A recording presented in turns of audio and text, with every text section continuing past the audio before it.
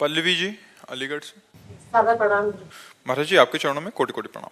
महाराज जी मंत्र जाप से वर्तमान जीवन के दुख तकलीफ कम होती है या अगले जन्म के? अरे पूछो मत।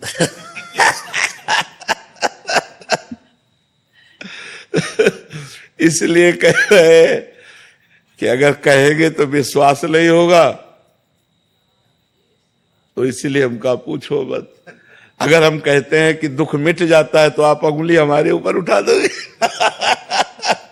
तो अगर कहो कि मंत्र जपने से क्या दुख मिट जाते हो, अगर हम कहते हैं हाँ, तो आप कहोगे आप ही भोग रहे हो, अभी तक क्या मंत्र नहीं जप पाए क्या? बात यह है कि पूर्व जो प्रारब्ध निश्चित हो गया है उसे भोगना पड़ेगा।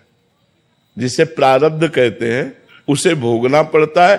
जो नया कर्म है और जो पुराने संचित कर्म है, ये दोनों नष्ट हो जाते हैं भजन से।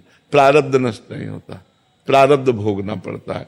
रामकृष्ण परमहंस जी के गले में कैंसर था, बड़े बड़े संतों के शरीर में पीड़ाएं देखी गई। अगर भजन से सब पीड़ा नष्ट हो जाती तो भजन करने वाले को किसी को पीड़ा ही ना मिलती। आप विचार करके देखो, जितने बड़े बड़े संत या कोई भी भगत है पीड़ा से युक्त पाया जाता है, क्योंकि उसके प्रारब्धों का नाश होता है। पूर्व संचित कर्म भस्म कर देते हैं भगवान, और क्रियमाण माने वर्तमान में जो हमसे गलती होती है उसे क्षमा कर देंगे।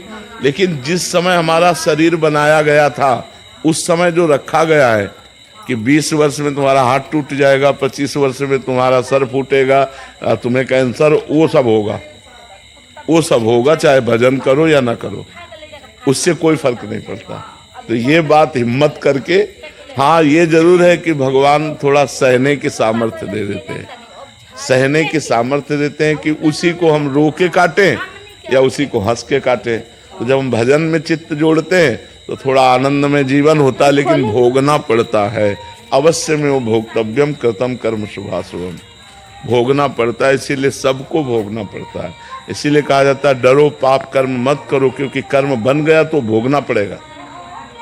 अभी मनुष्य जन्म है तो नाम जप करके, भगवान का आराधन करके, तीर्थयाटन करके, दूसरों की सेवा करके आप मिटा सकते हो।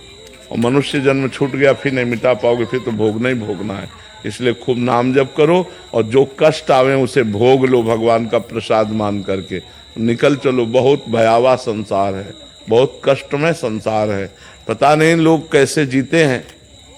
यहाँ तो हर क्षण किसकी शरण में जाए, सब असमर्थ है। कोई भी बताओ ऐसा है जिसकी गोद में सर रखकर रोया जाए और हमको निश्चिंत कर दे?